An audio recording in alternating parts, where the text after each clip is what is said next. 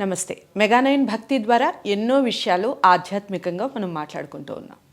నేను చాలామంది విషయాల్లో మాట్లాడుతూ ఉంటాను. కొంతమందిని చూడగానే మనకి భక్తిభావం కలుగుతుంది, కొంతమందిని చూడగానే మనకి ఆత్మీయంగా అనిపిస్తారు, కొంతమందిని చూడగానే ఇంకా బాగా మాట్లాడాలి అనిపిస్తుంది అని.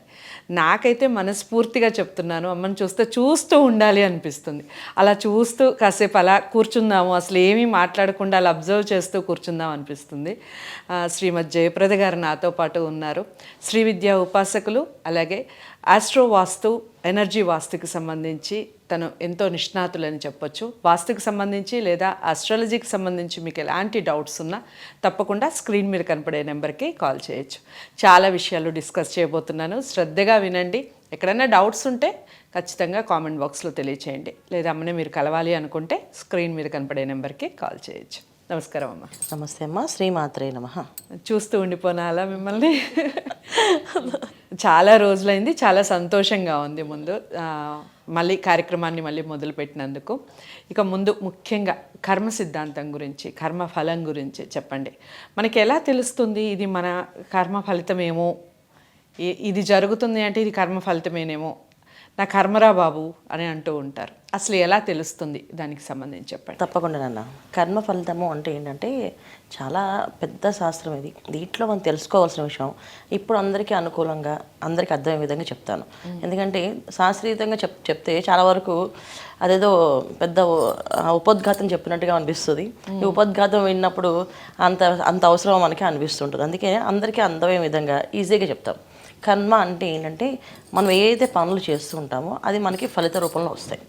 ఇది కలియుగం కనుక కలియుగంలో మనం ఏ పని చేసినా దాని రిజల్ట్ అనేది కలియుగంలోనే అనుభవిస్తూ ఉంటాం. ఇది కలియుగ ప్రభావం అంట. ఈ కలియుగ ప్రభావం వల్ల ఏం చేస్తున్నామో అది తిరిగి వచ్చేస్తుంది మనకి. అంటే ఇప్పుడు జనరల్గా తీసుకుంటే సరదాగా ఏడిపిస్తూ ఉంటారు మనుషుల్ని, ఇంట్లో వాళ్ళు ఆ మాట ఈ మాటని. అవతల వాళ్ళు మనసు నిజంగానే దాన్ని ఆ ఏడిపించేది సరదాగా తీసుకొని వాళ్ళు అంటే చాలామంది ఏంటి స్పోర్టివ్గా తీసుకుంటారు. పర్లేదు మన వాళ్ళకి అన్నది బయట వాళ్ళ ఏంటి అని స్పోర్టివ్గా తీసుకునే వాళ్ళకి మనకి ఏ ప్రాబ్లం ఉండదు. కొంతమంది మానసికంగా లోపల బాధపడుతుంటారు. ఎప్పుడు అంతే వీళ్ళందరూ కూర్చొని నన్ను ఏదో ఒకటి అంటూ ఉంటారు, ఎందుకు వీళ్ళకి నేను ఇంత చేస్తున్నా సరే నా గురించి ఎందుకు ఇలా మాట్లాడుతున్నారు వీళ్ళు అని ఒక మానసికమైన బాధను చూడండి.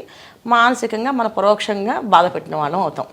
అన్న వాళ్ళకి ఎక్కువ పడితే దాన్ని వింటూ ఆనందించే వాళ్ళకి తక్కువ పడుతుంది.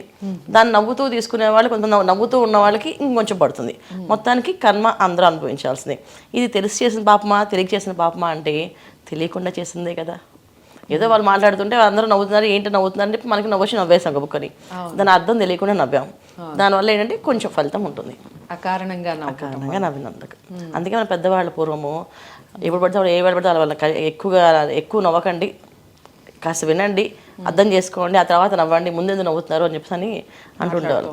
సో మాట్లాడుతూ ఉండేవాళ్ళు. దీనికి కారణం ఏంటంటే ఈ విషయాల్లో తెలిసి తెలియకుండా ఏదో నవ్వాలనిపించి నవ్వేసామంటే అలా నవ్వద్దు అని చెప్తునేవాళ్ళు. దీనికి ఒక కారణం అన్నమాట. ఇది కర్మలు. ఇంకో అన్నిటికంటే ముఖ్యమైనది ఏంటంటే ఈ కాలంలో ఎక్కువగా తల్లిదండ్రులను దూషించడం. అది చాలా పాపం. అది పాపకర్మ కింద వస్తుంది. అంటే కర్మలు పుణ్యము పాపము రెండు కూడా కర్మకు ఫలితమే ఉంటుంది. ఒక వ్యక్తి ఎక్కువగా తల్లిదండ్రులని సంస్కారంగా మాట్లాడుతూ, తండ్రిని గౌరవిస్తూ, తల్లి మాటకి విలువిస్తూ, వాళ్ళు చెప్పిందే చేసుకుంటూ వెళ్తున్న వాళ్ళకి పూర్వజన్మ సుకృతం అనమాట. అంటే వీళ్ళ కర్మ చాలా బాగుంది అని అర్థం. అందుకే అంత సంస్కారవంతమైన పిల్లలు పుట్టారు, పిల్లలు అంత సంస్కారంగా మాట్లాడుతున్నారని.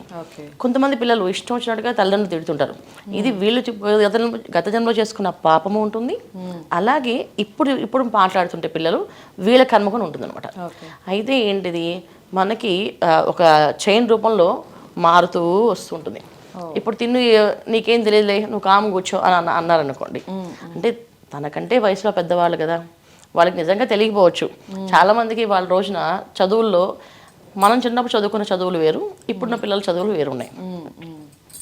ఏదో తెలియక వాళ్ళు ఒక మ్యాథ్స్ సమ్ చెప్తున్నప్పుడు ఈ సమ్ ఇలా కాదు ఇలా అని చెప్పినప్పుడు నీకు తెలియదు అని అంటే అది కర్మ కింద వస్తుంది, వాళ్ళకి తెలియదు. అలా అనకూడదు అనేసి. ఇది చాలా సింపుల్ విషయం. చాలామంది పెద్దవాళ్ళు బయటికి వెళ్తుంటే నాన్న అది ఇలా చేసుకు వెళ్ళంటే అసలు నీకు ఏం తెలుసు అని మాట్లాడుతున్నప్పుడు నేను నా ప్రోగ్రామ్ ఏంటో తెలుసా నీకు అని మాట్లాడుతుంటారు. ఇది చాలా దోషం.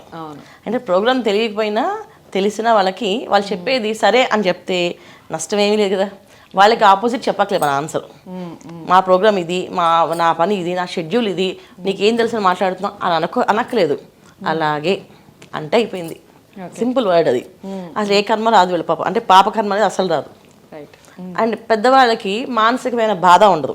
ఒక మానసికంగా వీడింత పెద్దవాడు అయిపోయాడు, అప్పుడు నన్ను అన్నీ ఎదిరించేంత వాడైపోయాడా అనే బాధ చిన్నది ఉంటుందా.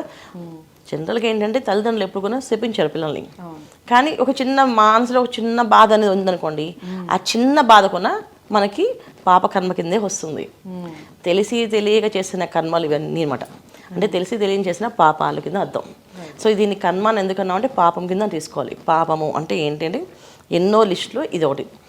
ఎన్నోసార్లు మనం బయటికి వెళ్తూ ఉంటాం, వస్తూ ఉంటాం, వాటిని వెహికల్స్ నడిపినప్పుడు కొన్ని జీవులు దాని కింద పడి చనిపోతుంటాయి. దానికి కూడా పాప కింద వస్తాయి. అయితే తెలియని పాపాలు అవన్నీ. తెలియని పాపాలని నివృత్తి చేసుకోవడానికి మనకు ఒక పరిష్కారాలు ఏంటి? ఉపవాసాలు, పూజలు, వ్రతాలు, నోములు ఇవన్నీ చేస్తాం. అంటే తెలిసి తెలియక చేసిన తప్పులు ఏమైనా ఉంటే క్షమించమని భగవంతుని వేడుకుంటూ ఈ పుణ్య కార్యక్రమాలు చేస్తుంటాం. ఈ పుణ్య కార్యక్రమాల్లోనే ముఖ్యమైనది ఏంటి అంటే వివాహము. సో వివాహం చేస్తే ఆ ఇంట్లో పెళ్లి జరిగితే ఆ ఇంట్లో ఏదో తెలియని పాపాలు ఏవైతే ఉన్నా అవన్నీ నశిస్తాయి. ఎందుకంటే కన్యాదానం చేస్తారు కాబట్టి. కన్యాదానం చేస్తారు కనుక ఖచ్చితంగా ఆ రకమైన బాధల నుంచి బయటపడతారు. అలాగే పెళ్లి కొడుకు అనుకోండి, స్నాతకం చేస్తారు, కార్యక్రమం చేస్తారు. వివాహం అయిన తర్వాత ఆ ఇంట్లో సత్యనారాయణ వ్రతం చేస్తారు. ఈ వ్రతం చేసి అందరికీ భోజనాలు పెడతారు. ఈ తెలియని ఏమైనా తప్పులు ఉంటే ఆ తప్పులు దోషం పోతుంది అనేసి. నిత్యం చేసే కర్మలకి ఏం చేయాలి అంటే మన నోటికి మన చేతులకి తాళం వేసుకోవాలి ఎప్పుడు కూడా. ఎందుకంటే ఈ కాలంలో నాకు తెలుసు అనే అర్థాన్ని వదిలేసి అలాగే అని చెప్తే నష్టం ఏమీ లేదు. మనం తక్కువైపోము, మనం తీసిపోయినట్టు కాదు. పెద్దవాళ్ళు, వయసులో ఉన్న పెద్దవాళ్ళు కనుక అలాగేనండి, సరే అండి, చేస్తామండి అంటే చేస్తామని మాట ఇచ్చాం కదా, అందుకే చేయలేము కదా, చెప్పేద్దాం అని చాలా మంది అనుకుంటారు. ఉన్నది ఉన్నట్టు చెప్పడం కంటే అలాగే చెప్పడం అనేది ఉత్తమమైన మార్గం. దానికి మన అనుకూలంగా మనకి ఎలా అనిపిస్తే చేయొచ్చు అట్లా అనమాట. చాలా చక్కటి విషయాన్ని చెప్పారు. చిన్న సింపుల్ వర్డ్ చెప్పారు అలాగే అని. నిజంగా దాంట్లో ఇంత అర్థం ఉంది అన్న విషయం నాకు కూడా ఇప్పుడే తెలిసింది. ఎవరైనా పెద్దవాళ్ళు ఏదైనా మాట చెప్పినప్పుడు మనం అలాగే అని తల ఊపడమే కాకుండా నోటితో కూడా ఒక మాట అనేస్తే మనకి కొన్ని విషయాల నుంచి మనం బయటపడవచ్చు, కొన్ని కర్మల నుంచి మనం బయటపడవచ్చు అని అమ్మ చెప్పారు. మీరు తప్పకుండా పాటిస్తారని అనుకుంటున్నాను. ఇంకా డౌట్స్ ఉన్నాయి, మేము పాటించాలి అనుకున్నా కానీ మాకే అవాంతరాలు వస్తున్నాయి, ఇలాంటి డౌట్స్ ఏమన్నా ఉంటే కామెంట్ బాక్స్లో తెలియచేయండి, లేదా ప్రత్యేకంగా కలవచ్చు స్క్రీన్ మీద కనపడే నెంబర్కి కాల్ చేయడం ద్వారా. వీడియోని లైక్ చేసి అందరికీ షేర్ చేయండి, ఛానల్ని సబ్స్క్రైబ్ చేసుకోండి. మరో మంచి టాపిక్తో మళ్ళీ కలుద్దాం. నమస్తే.